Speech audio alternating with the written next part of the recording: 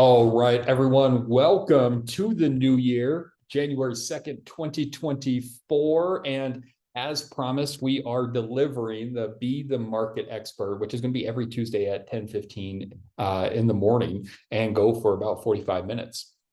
So this is what we're looking at, right? We're going to go over data and we're going to go over some conversations to be having and just to make you guys the real estate economists of choice. And I think that if we were to go look back and look at some of the things that, we've been seeing in the industry, specifically around people going through and they're posting social media posts, they're doing these different things to take mind share, and I think it's falling on deaf ears. And so what we're going to do today is we're going to go through some national data. We're going to go over some more local specific data and just some things to have you guys and to help you guys be more comfortable having conversations, both, either for a social media post. Maybe you want to start up a blog this year. Maybe you're going to do a newsletter. Maybe you just want to be able to have a conversation with somebody in the moment. And this is what's going to help you. What you're going to see, though, as we're going through as well, is we're going to be able to track some things. And we're going to highlight some things that we're going to be able to do it a little bit later through tracking of this data. And I'm pretty excited about it. So to kick this thing off, let's start over here. What we are looking at on this screen right now is HousingWire, and it's an article that came out yesterday at 9:15 by the economist for HousingWire. And this is what it says. It says the 2023 housing market faced one of the same roadblocks that we saw in 2022. Mortgage rates were too high for home sales growth. Now that we're in 2024, the Federal Reserve rates hike cycle is over. So hooray, that's very exciting news, because if we look back, this is why a lot of people pumped the brakes. They said, you know what, interest rates are rising, and they were rising so quickly. And there was a lot of fluctuations that it didn't really resemble the United States at that point, right? It really looked like a third world country with the instability that we had with our interest rates. So it goes through and it says that housing demand and home prices, we should see a little bit different. So it says here's a yearly forecast, has limitations in the crazy housing and economic cycle. If people give you a yearly forecast without guidance and variables change, you'll be dealing with stable data. So what Logan does is he goes through every Saturday and looks at some different things. So this is what he's projecting. So if we look through national data, and interest rates are national, he's looking that we're going to see anywhere from 7.25 to 5.75 this year. Okay, cool. And he's looking at some different things. And a lot of the interest rates, they go with the 10-year yield, right? Which is just treasury bonds. And so the treasury bonds inside the United States, what they do is when people feel good about buying treasury bonds, that means that they're not making riskier bets. And that's actually not good for interest rates, right? When we start seeing them have to make the 10-year yield go up to pay out more, to pay out more, that means that less people are actually buying into it, which means interest rates are going down. So we actually want to see that the 10-year yield range go up, which is going to actually help the mortgage rates go down. Looking through it again, we go in more national data. If everything stays consistent in 2024, price growth levels will repeat what happened in 2023, which is single-digit home gains nationally speaking. And so I want to show you guys this. Like, as we're talking about single-digit gains, here is from 1991 until 2021. And this was a projected 2022 because we weren't through 2022 at this time. And everything that we're doing is backwards facing data, right? We look in the rear view mirror because that's going to give us a lot of the information that we're looking at. So if you guys are looking at this thing, we just talked about single digit national information, single digit home gains, appreciation is what we're talking about. So since 1991, long-term average has been 4%. And so that's some of the conversations that we need to be having with our people, is that historically speaking, since 1991, home prices have increased 4%. That's probably a conversation that I'm going to internalize to be able to have with my people. I'm probably going to be sprinkling that into my social media post, my blog post, different things. Historically speaking, since 1991, we've seen 4% appreciation year over year. If we're looking at this thing, we can see that in about 2022 is really where it started to pull away a little bit. 2021, we can actually see some things, but then we started seeing it go up, and then by 2008, it started going back down, and then we went over this number, right, at 351,000. That's when it broke past the 4%. So 2021, 2022 projected, and it did go over it. And in 2023, I think that we have gotten closer to that line again, closer to that 4%.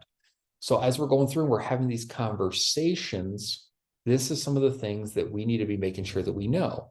4% year over year. Yes, it got weird in 2020, 2021, 2022. Things started getting a little bit odd, and we started seeing double-digit appreciation, especially in Colorado. And we are going to get more close to a normal market. That's the conversation that we need to be having. So 1991 to today, historically speaking, the long-term average is 4% appreciation year over year. Now, if we get back over to these slides, right, we can kind of look at some different things. And it says home prices. So we're seeing that as we're going through single digits, and what happens with the single digits are because of interest rates. And we have to be thinking about this golden handcuff, right? With the golden handcuff, what we see is that with interest rates going up, that does slow down buyers.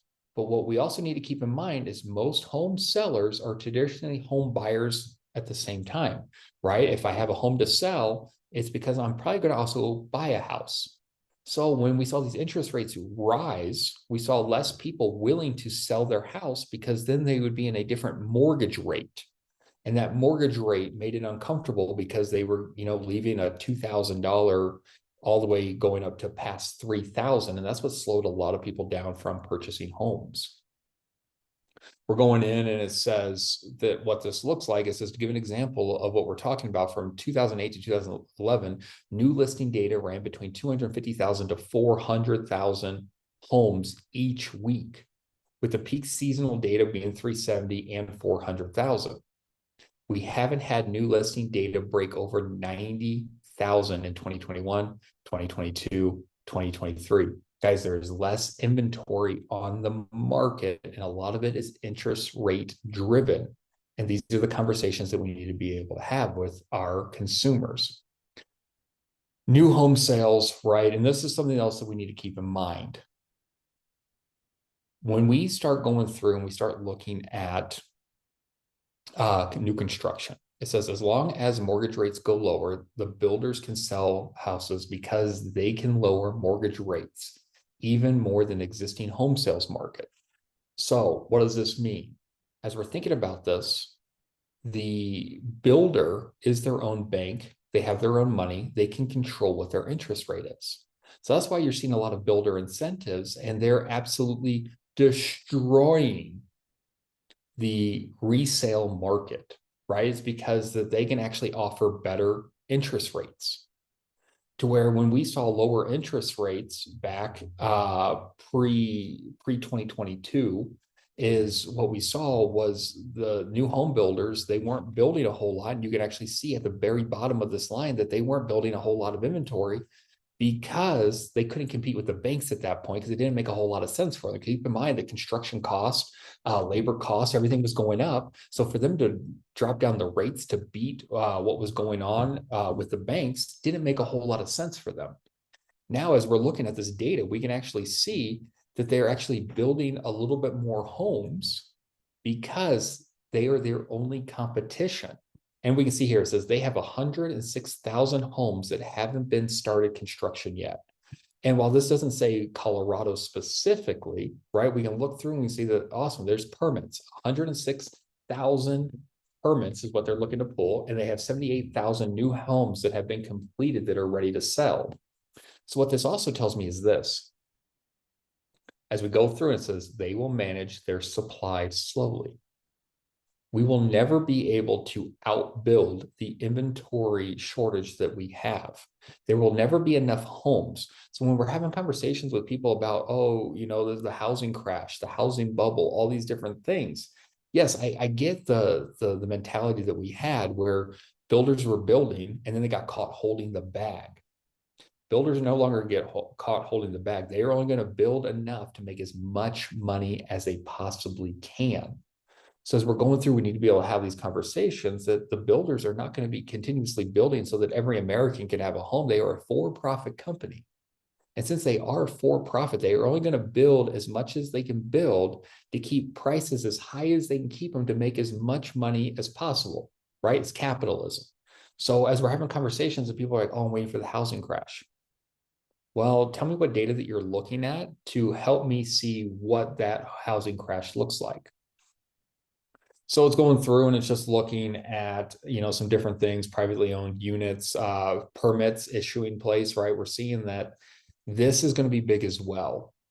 You can see that where there is a big slowdown on permits being issued for buildings with 5 or more units. And a big reason of this, again, is because of interest rates. And so these builders are going to have to go out and they're going to have to go get loans.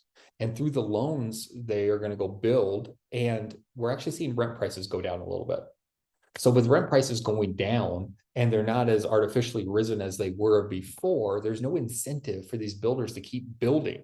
So awesome. So we're seeing that builders for single family homes, they are only building enough to keep prices as high as they can. And we're also seeing now that these multifamily units, these apartment buildings and different things like this, they're actually building less homes because they're not making money. So we're having less and less places for people to live and people to own homes or to rent homes. And so, guys, that's going to keep prices for single family houses higher than they have been. And it's also we're going to see a little bit of a slowdown just because of mortgage rates still. We have these two things that are happening. So here we go. Let's check out mortgage rates because I think that's a big thing that we need to be able to have a conversation around. A lot of the graphs that you guys are going to see and that we're going to talk about are going to be from 2019, right? That's a big indicator that we stop a lot of graphs at 2019. And the reason for that is that we want pre-pandemic data. So when we're going through and we're looking at what is going on and what is happening, we talk about this pre-pandemic data. So we go back to 2019. So here are mortgage rates, and we can see the blue line. This is 30-year conforming. And this pink line, purple line, is the 30-year FHA. And guys, this is just Housing Wire data, and any of you can pull this up. If you were to Google Housing Wire mortgage rates, you'd be able to pull this up. This isn't a Housing Wire Plus subscription. Like, you should all be able to get this. And we can see that in 2019, January 1 or January 3 on this, we were for a conforming loan was 4.7 and an FHA was 4.9. Then we're going through, right? And we're seeing, it's kind of going down, and this is where we lived, where it was just wild. And we hear all these stories of houses were only lasting the weekend. There's a bunch of showings and they left. And then here we go, 2022, interest rates are going up. Interest rates are going up, right? And we're just seeing it go up. It's teetering down a little bit. And this is what got a lot of people concerned right around here. This is, like I said, this isn't a great depiction of what the United States should be, right? This is instability. This is a non-stable market that we're looking at right here, where it's just going up and down. So be thinking about this. This has a lot of those people, right? We just said that all sellers traditionally become buyers.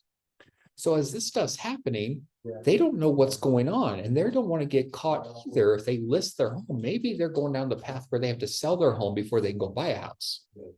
Well, they get to a point where interest rates are doing this and it's going up and down, and they get cold feet because they're like, well, I have to sell my house. And if I sell it and someone gets a great interest rate, cool for them. But once if I get stuck and we're at, 6.8 and I can go buy a house at 6.8, but then we're to a point where I'm homeless and interest rates are at 7%. So a lot of this has to do with the mentality that is happening. And again, this is unhealthy. This is not what we want to see. We do not want to see this bouncing up and down. But now if we look forward, right, let's just go back 3 months. So here's October. October 2nd, 2023.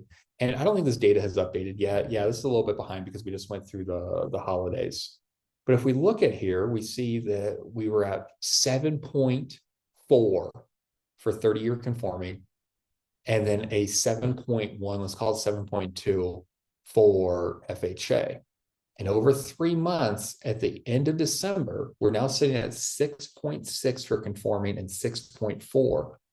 Because this is big, right? Like as we're going through, we're having these conversations, we need to be making sure that we're educating our consumers and our clients that interest rates are going down. And one of the big things around this, and we're having the conversation, is we need to be figuring out what's important. What's important to our buyers? Is it being able to have a lower monthly payment? Or is it about finding the home that they're looking for? And is it a down payment? Because this is the thing, and this is what we saw. What we saw was interest rates. When interest rates were at all-time low, we saw multiple bids, right? We saw people going $100,000 over asking. We saw people waiving contingencies. We saw people giving up their firstborn child, right? We saw a lot of weird things that we don't typically see. Now, the handoff, the trade-off that we're seeing with higher interest rates is that we're seeing less competition, and we are seeing less waived contingencies, less money over asking, but we are seeing a higher monthly payment. So that's the conversation that we need to be having with our clients. Is it that you want to have a lower down payment, or do you want to have a lower monthly payment?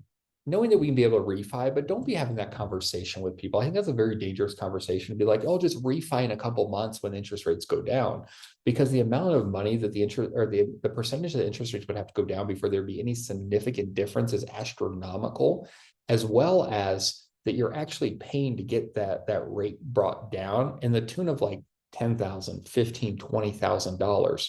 So do not be part of that camp that's saying refinance later. Going through and figuring out what their motivations are and figuring out what's truly driving them to have that conversation is where we should be coming from.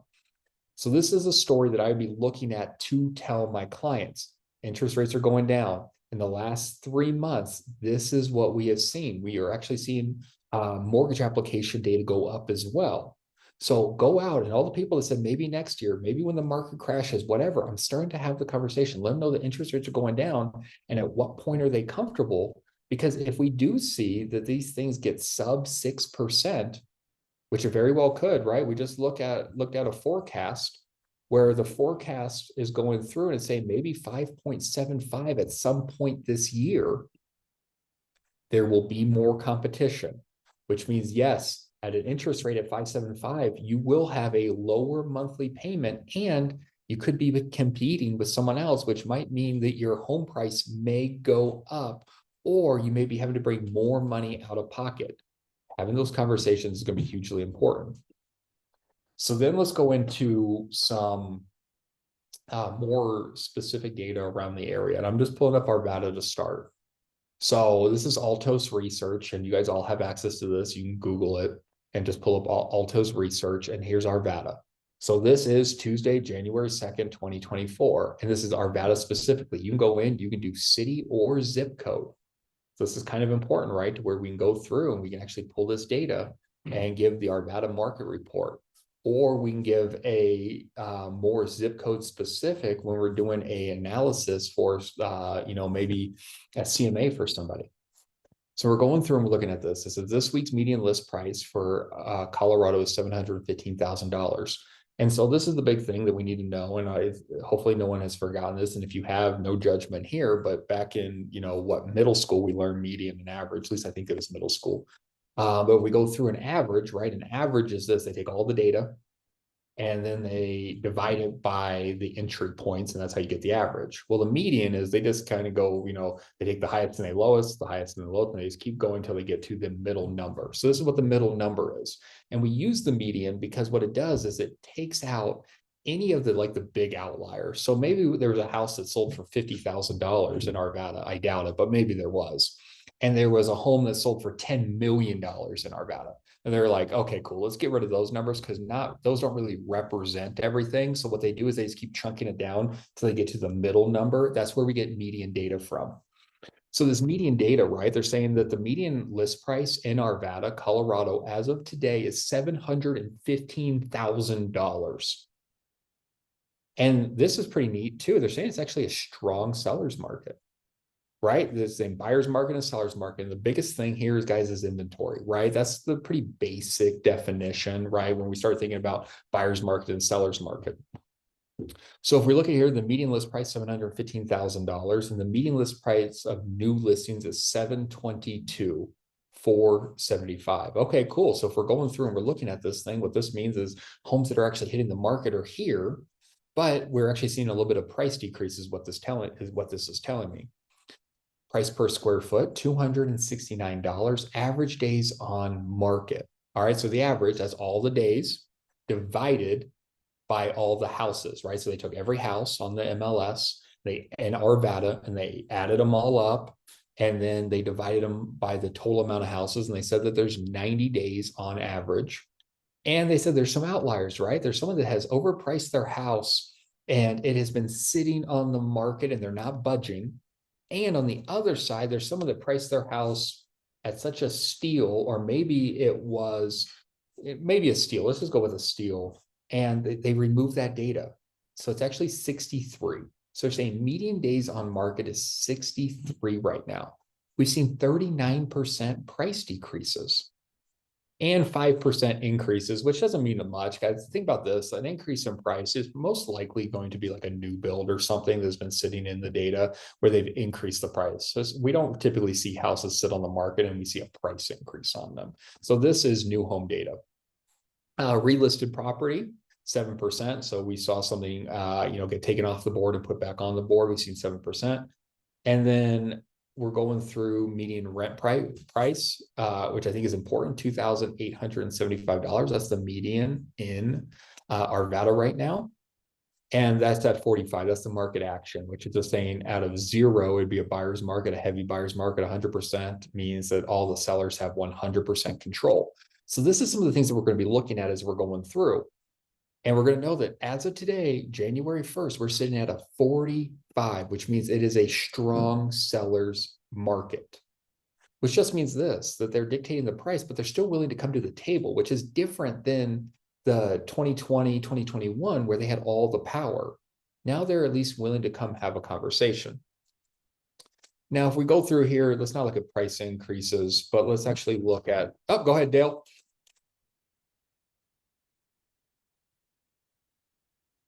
Dale, you were on mute. I do see your hand. No. So this Altos research, is this a free service or do we have to pay for this? Because I just looked at it. It looks like you have to pay for it. No, this one's free if you just want like this version. This is the free version. And so if you just go and Google Altos research, pull this thing up, and then at the very top left, just go to, I think it's called products or something. Click on the products, and then it will allow you to do this. But this is the only free thing that you get out of it. And like you can pull this up as many times as you want. Like there's no paywall. But if you want to be able to send it to your clients or actually put it on your website or do anything, that's when they're going to hit you with a paywall. And I think it's like $80 a month at that point.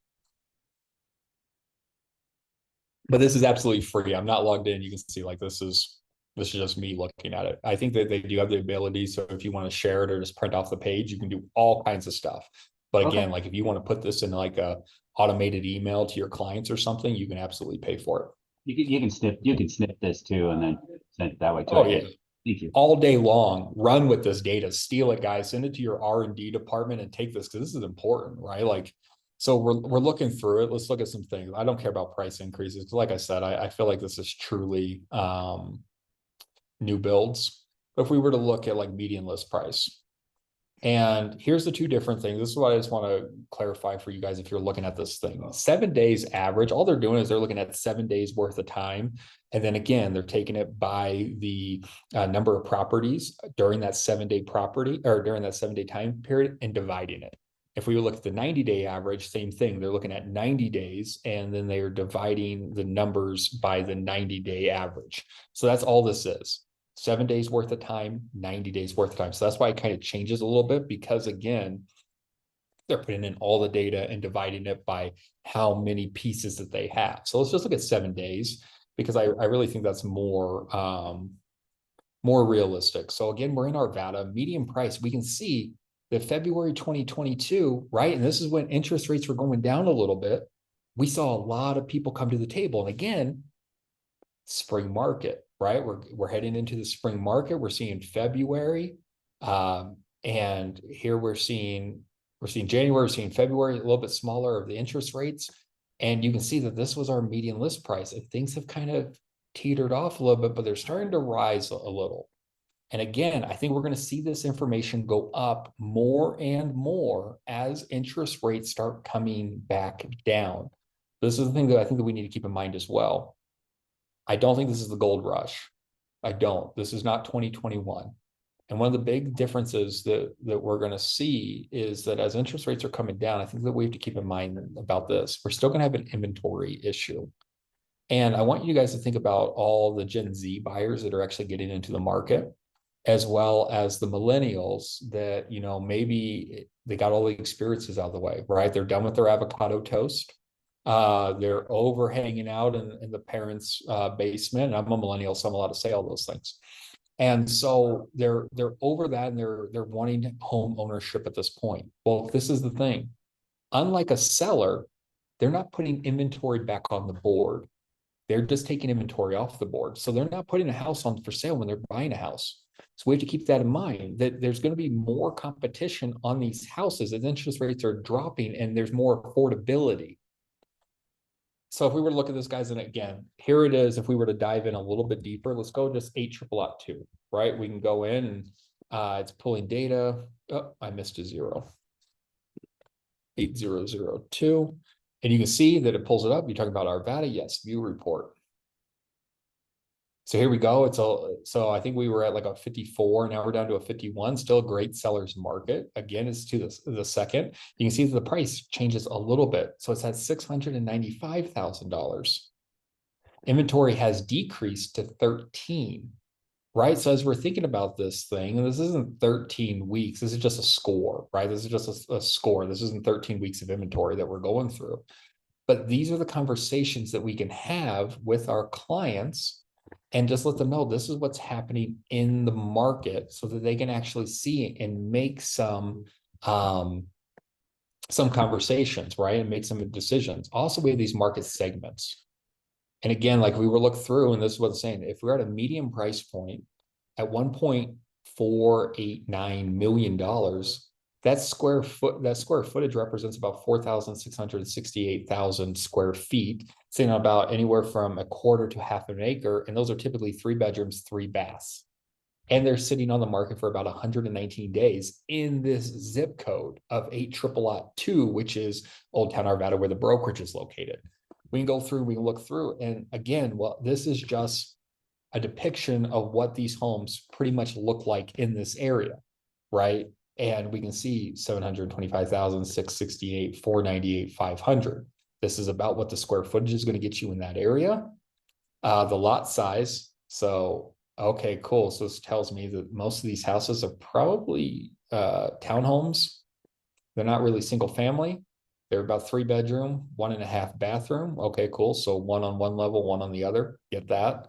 17 days on market. And we can see that this is telling a story, that we can see that 17 days on market is about this price point of $500,000, which is our starter home price point in 8 triple lot 2. Then we can go through, we can see $700,000 price points, about 147 days. The $725,000 price point's a lot lower actually at 35 days. And when we're at this 1.5 million, we're seeing 120 days on market. Guys, again, like these are the conversations we can be pulling through. And so as we're looking at this, and this is what we're going to do on a weekly basis, is we're going to look at this data and see where these lines are kind of trending. We're going to be looking at median price. We're going to be looking at prices with decreases, because this is actually probably going to stop, right? Like this, I believe, is an important factor that we're looking at these properties with price decreases, and we're seeing it kind of go up and down and up and down. At some point, this music's going to stop. And what I mean by that is, historically speaking, and a lot of you on this call, with the exception of very few, have never been through any other market except for a seller's market. And what's even more so out of that is that since about 2013, we really haven't seen seasonality. And I think the very first time that like seasonality like woke back up was last year. Not last year, not 2023, 2022. And what we did was we saw a lot of like, slow down, and we historically see the market slow down in the winter months. We have holidays, we have kids off of school, it's cold, it's snowy, we don't want to do a lot of things. And then in the spring, it starts to wake back up. This is seasonality. And we haven't had seasonality since about 2013. It's just been go, go, go.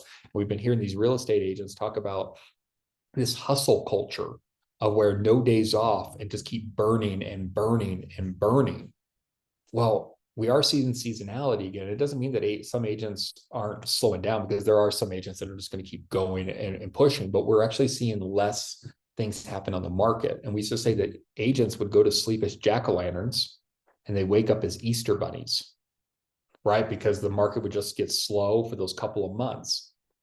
This is where it's going to get interesting, is I don't think we're going to see these big dips in these price decreases as mortgage rates keep dropping. And so again, a lot of the things is rear view facing data, which is going to help us be able to forecast out. So over the next month, this is going to be very interesting. We're going to have 3 more of these in January, where we're going to be able to look to see what these decreases look like. So let's just go into Arvada as a whole.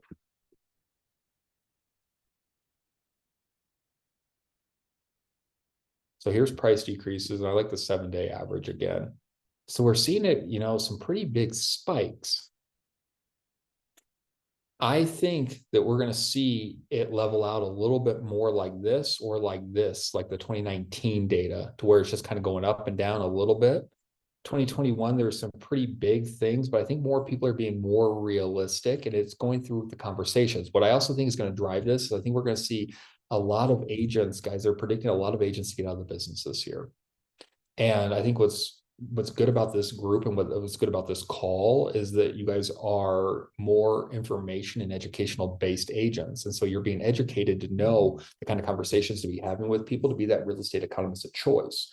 Where there's a lot of brokerages out there where they aren't going and having these conversations. They think that, selling sunset is how businesses is being made. And it's those unrealistic pieces. So if you guys are going out and being able to have these conversations, you guys are more educated. You're not pricing these houses significantly higher. You're actually having the conversation and figuring out what's important about your seller. Is it money, or is it time on market? To where we're going to see more of these smaller blips as we're going through, and not these giant valleys that we're seeing here. I think these are going to get more and more tighter together as the season goes on.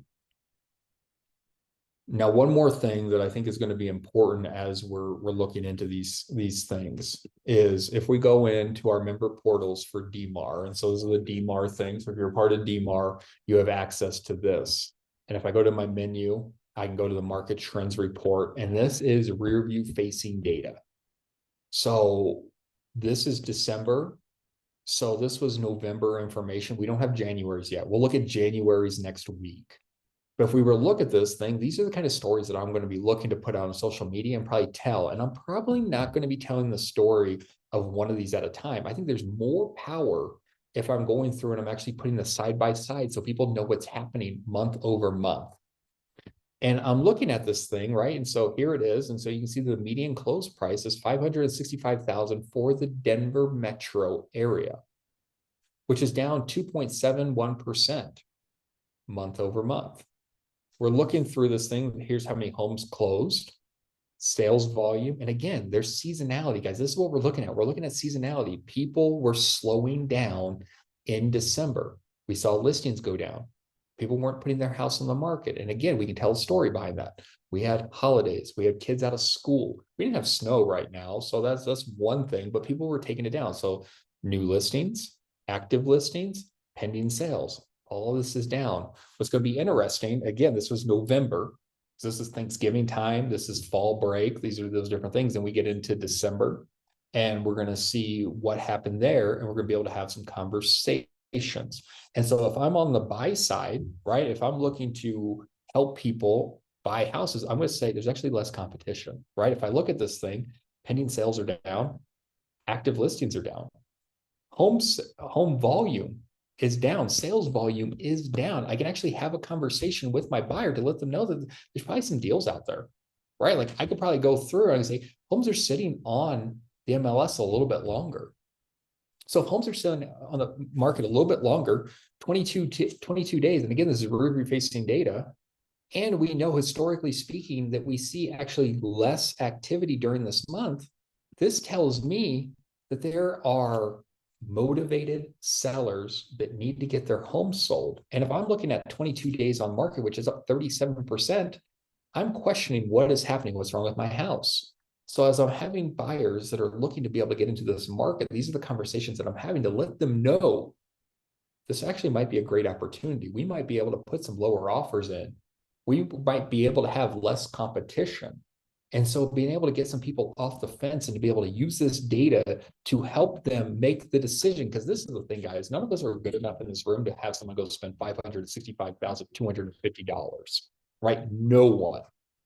But what we are good enough to do is have that conversation with people to figure out what their motivation is. And they're telling me that they're looking for a house, but they're waiting for interest rates to go down. But I can actually show them that there's less competition right now. And we might be able to take a home that might be out of their price point and drop it into their price point. And to make that monthly payment make sense by looking at this data, guys, that's a conversation worth to have. And so these are the things that we need to be doing. So again, what this conversation looks like going forward is this. Interest rates are going down, which means that we're going to be seeing a bump in the market. And again, there's still going to be some golden handcuffs. There's still going to be people with 2 and 3% interest rates locked in on their home, and it does not make sense for them to sell, and they're not going to sell. But there are the motivated. There are people that are getting deployed. There are people that have lost a loved one in their life. There are going to be people that are being transferred to a new job. There are people that are going to be having a bigger family. Those are the people, and this is the thing, we do not know who they are until we have the conversation. And all this is about is being in an emotional proximity to someone when they are looking to transact business. So as we're going through, and if I know this information and I'm keeping people updated, because this is the thing, this is not what you're seeing on CNN, Fox News, Twitter, YouTube, insert wherever here, especially on Facebook, guys. Think about what you're seeing on Facebook right now. If you're seeing something on Facebook, it's probably a real estate agent saying, oh, I'm super excited for my buyer. They were able to get this house. So it's like, cool. You didn't tell me anything about your buyer. You said that you were able to get this house for them. But if I'm going through and I'm educating them about where interest rates are, if I'm going through and I am educating people on, historically speaking, what home price appreciation has looked like, and they're constantly going through, and then I'm taking news articles that are coming through and I'm layering it on this stuff, guys, they will come to you. So what does this look like? I put this out on social media. Maybe I'm doing an update every month. And if anyone wanted to go through and just screenshot any of this or just go take it from yourself, right? Use that information. Then what can you do? Then I can layer this onto an email. Maybe I'm doing a newsletter and I'm taking my social media posts. I'm doing a brief write-up of it and I'm sending it out in a newsletter. I'm just taking mind share from people to let them know what is happening with home prices, what is happening with interest rates, what does days on the market look like? And we can't leave it off there. The second piece is, why is it important? Why is it important to let our sellers know that there's 2,700 less or 2,700 listings, which is almost 30% less listings last month? Well, what that means is there's less competition. So if you're looking to get your home sold because there's something that's going on in your world, there is going to be more eyes on your house because there is actually 30% less inventory in Colorado right now, at least in the Denver metro, of new listings that have come on, which is actually 10.6% down in totality of all active listings. Going through and letting people know this kind of information is what helps them, guys. So these are the conversations. We need to know the numbers, be able to have a conversation around the numbers and say, why does it help a buyer? Why does it help a seller? I want everyone on this call to get away from this conversation, or at least this answer. You guys are going to be going to parties. You guys are going to be on the phone with your clients. You guys might be finding yourself in some social media thread somewhere when someone's going to say, how's the market? And I want you guys to all get it out of your vocabulary to say that the market's great. The market isn't great, right? It's not great for really anybody. I want you guys to have a conversation of this. That's a great question. If you don't mind me asking, are you asking from the perspective of a buyer, a perspective of a seller, or a perspective of an investor? Right? Like these are the three conversations that we need to be having, is figuring out why they are asking. Because if someone comes through and they say, hey, I'm asking for the perspective of a seller because, my mother, it's time to, downsize her house, then you're still in the conversation. You tell someone the market's great, and then that just puts up just ends the conversation. Then they go over and they get on Zillow, right? And they start looking at houses in the area, and then they go and they find a different real estate agent. Your job is to dig deeper. So no longer the market's great. Thank them for the question. Ask, are you looking for the perspective of a buyer, the perspective of a seller, or the perspective of an investor? And then when they tell you, and they're going to go deeper in why they're asking, and they might just say, I'm just interested in what the market looks like. Then you can let them know, well, hey, we're actually seeing days on market go up a little bit, but it's still a seller's market. We're seeing prices come down. And these are the conversations that we can have.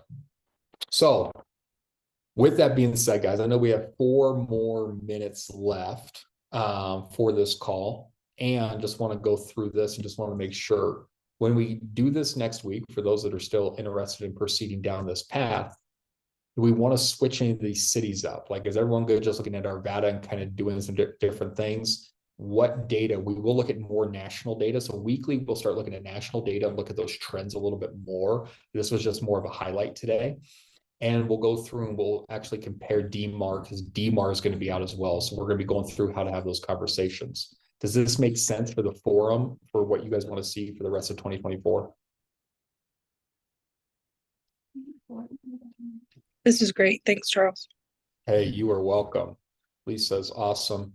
Awesome. So that's what we'll do, guys. Next week, we'll have DMAR stats. We'll go back and look at what December versus January looks like. And keep again, it's rear-view facing data. So this will be November and December's data. We can actually be able to have some conversations around that. We'll look at interest rates and be able to actually see kind of what they've done. We should see a little bit of movement by next week. And then we'll look at more national data and what's happening. We'll look at home permits. We'll look at all this different stuff. So everyone, Happy New Year. Welcome to 2024. Excited about this call. And let's take more mind share, because mind share leads to market share. Have a great day, everybody. Thanks, Charles. Thanks, Thank Charles. you. Thank you. Thanks, Charles. Thank you, Charles. Hey, you're welcome. Thank you, guys.